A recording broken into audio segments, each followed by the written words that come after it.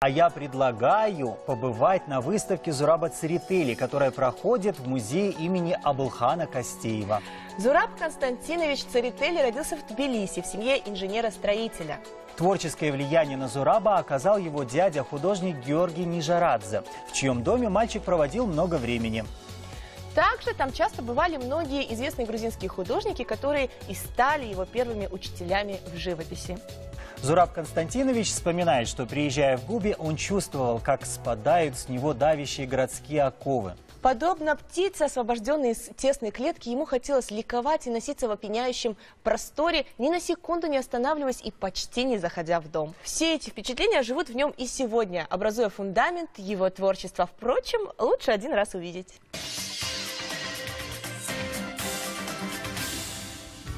Выстраивать образы, играя элементами разных стилей и направлений, находить и выразительно раскрывать вселенский масштаб в малых формах, погружаться в лабиринты мифологии, а по возвращению проецировать фантазии на плотную ткань холста, сочинять возможные миры.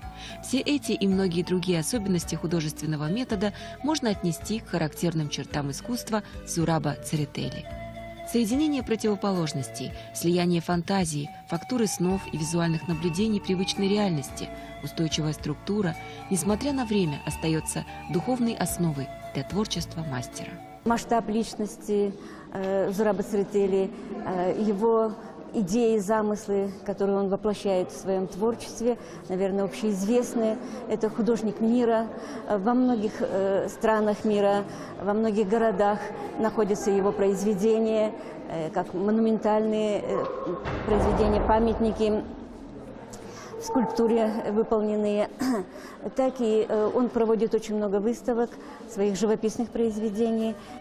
Трансформируя традицию, опираясь на национальные корни, Церетели стремится к синтезу реальности и мифа, его тесному сплетению в художественные ткани.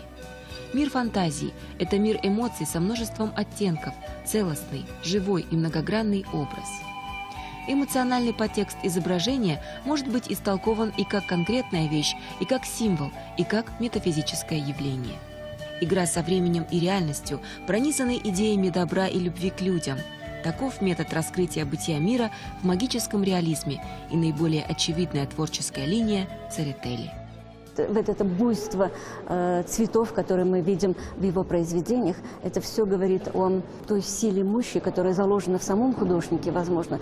Потому что вот эта монументальность, это не только в его скульптурных памятниках больших, которые потрясает, во-первых, своей, может быть, грандиозностью, вообще такой масштабностью, но в живописных произведениях эта монументальность прямо, так сказать, чувствуется. Она как бы тесно его фигурам в этом небольшом пространстве его живописных произведений.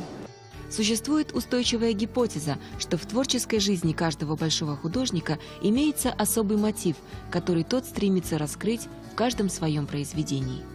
Чтобы выразить себя, Зураб Церетели прошел по разным дорогам. Его линии жизни крепко сплелись в единый узел, название которому – искусство.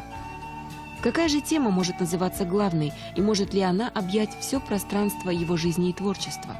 Кто-то скажет «тема любви, веры, добра» и будет прав.